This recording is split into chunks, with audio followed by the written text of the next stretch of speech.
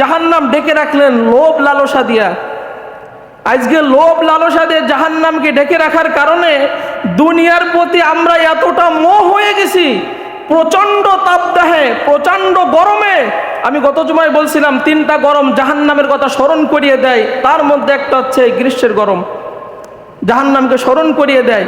আর আজকে আমরা এতটা মোহ হয়েছি দুনিয়ার প্রতি, সংসারের প্রতি, নিজের ব্যবসা বাণিজ্যের প্রতি, কাজকামের প্রতি, যে নামাজের সময় নেই, নামাজ পড়ার সময় নেই, পরিবার নিয়ে এত ব্যস্ত, সম্পদ নিয়ে এত ব্যস্ত, এতটা মায়া ঘর বাড়ির প্রতি, সংসারের প্রতি, জমি খাতের প্রতি এতটা মায়া, মনে হয় যেন আমরা স্থায়ীভাবে এর মালিকানা আমার থাকবে।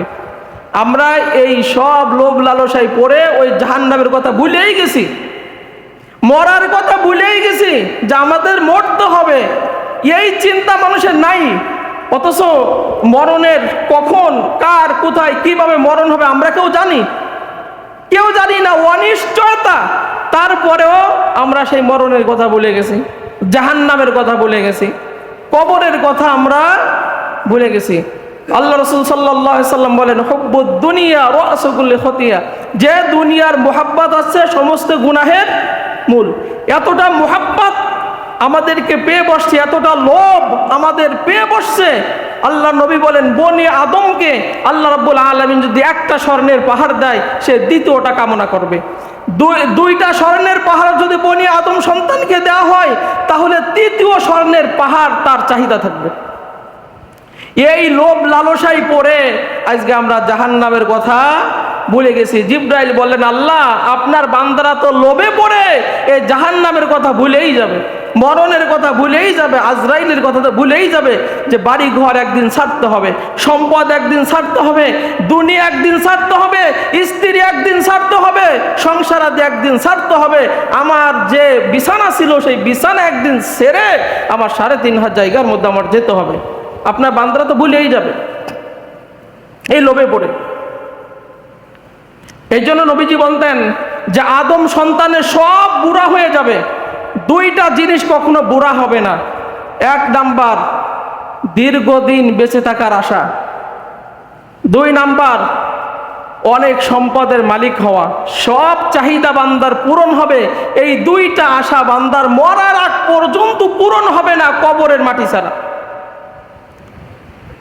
আল্লাহর নবী বলেন, আমার উম্মতরে মনোযোগ দিয়ে শোনো, তুমি যে দীর্ঘ আশা করো যে দুনিয়াতে আমি দীর্ঘদিন বেঁচে থাকব, আমরা এইখানে যারা আছি একটা সাক্ষ্য দেন। আমি যদি চাই দীর্ঘ আয়ু আমার থাকবে, আমি 1000 বছর বাঁচব, আমি 60 বছর 70 বছর আমার সিদ্ধান্ত অনুযায়ী বাঁচব, এরকম আশা যদি আমরা করি, আপনারা বলেন আপনি কি থাকতে পারবেন? পারবেন? এরকম আশা যদি আমরা করি যে আমি 60 বছর 70 বছর আমি বেঁচে থাকবো, 100 বছর আমি বেঁচে থাকবো, দীর্ঘ হায়াত আমি পাবো, আমি বুড়াকাল পর্যন্ত আমার হায়াত যাবে, এরকম আশা যদি করে, ওই ব্যক্তির মতো বোকা দুনিয়া আর কেউ নাই। কারণ নিঃশ্বাসের নাই কোনো, কার কখন কোথায় কিভাবে মৃত্যু হবে দুনিয়ার কেউ জানে না, একজন জানেন, জোরে বলেন তিনি কে? আল্লাহ রাব্বুল আলামিন বলেন, আল্লাযী খালাকাল মাউতা ওয়াল হায়াতা লিয়াবলুয়াকুম আইয়ুকুম আহসানু আমালা। আমি হায়াত সৃষ্টি করছি, আমি মৌত সৃষ্টি করছি, এই সব হায়াত মৌতের মালিক যিনি, তিনি কে?